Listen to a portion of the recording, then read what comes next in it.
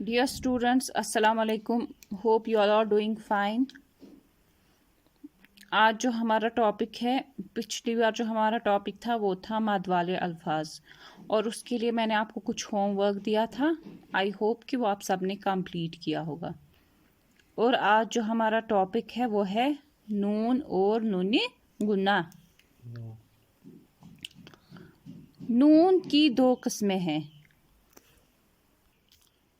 एक तो होता है नूनी ऐलानिया और दूसरा होता है नूनी गुना. अब हम देखेंगे नून ऐलानिया किसे कहते हैं. नून ऐलानिया वो नून है जिस पर नुक्ता होता है और साफ तौर पर पढ़ा जाता है. मसलन निब, नाम, जान, बोना वगैरह. तो नून ऐलानिया हम उस नून को कहते हैं जिसके ऊपर नुक्ता होता है. जैसे ये वाला नून, ये नून, इसको हम नून ऐलानिया बोलते हैं. और जहाँ पर भी हम ये नून लिखते हैं इसकी जो आवाज़ है वो साफ तौर से ज़ाहिर होती है. जैसे नून बे निब, नून निब, हम आराम से इसकी आवाज़ सुन सकते हैं.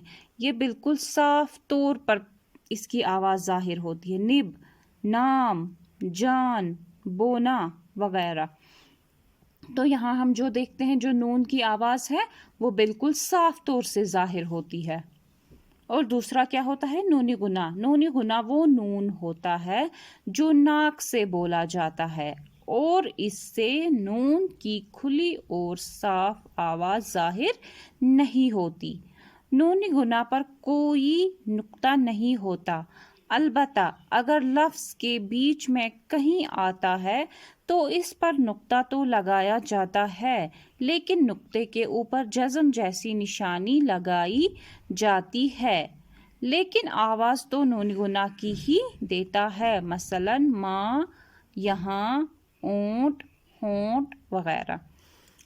तो नूनी गुना किस नून को कहते हैं. नूनी गुना वो नून है जो हम नाक से पढ़ते हैं. जैसे नूनी गुना, जैसे माँ, आप सुन सकते हो मेरी आवाज़ में. मैं नूनी गुना की आवाज़ कैसे निकल रही है. देखो नाक से निकल रही. जैसे देखो माँ, यहाँ जो नून है उसकी आवाज़ कैसे निकलती है, नाक से निकलती है. और ये साफ तौर से ज़ाहिर होती है कि ये आवाज़ हमारी नाक से निकलती है. नूनी गुना इसे कहते हैं. इस पर कोई नुक्ता नहीं होता है और इसकी जो आवाज़ है वो साफ तौर से ज़ाहिर नहीं होती है.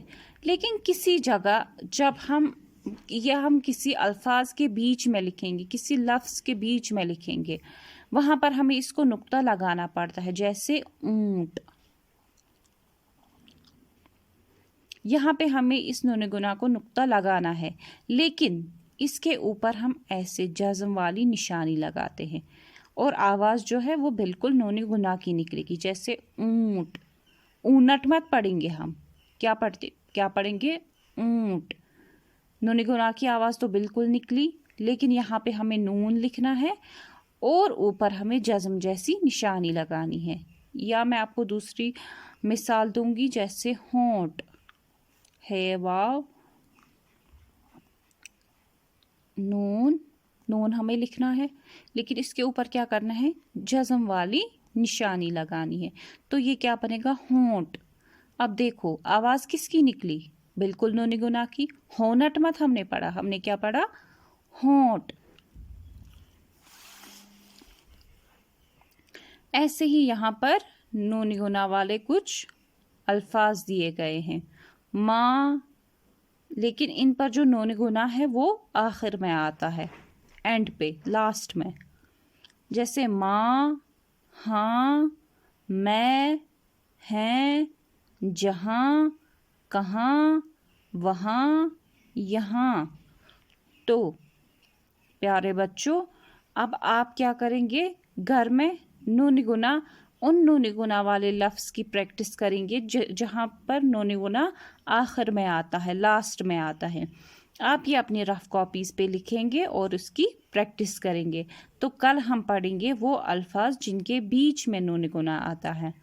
ठीक है, तो तब तक अपना ख्याल रखिए. अल्लाह हाफिज़.